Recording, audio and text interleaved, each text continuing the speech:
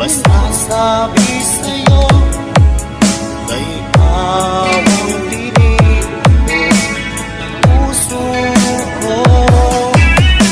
Aking nadarama ay parang lang sa'yo.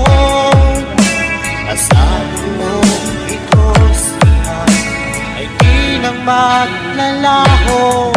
Pagkat ikaw ang laman ng puso ko't isipan, sa araw at gabi ikaw ang dahilan.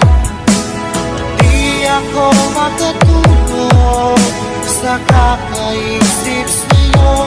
Pag ikaw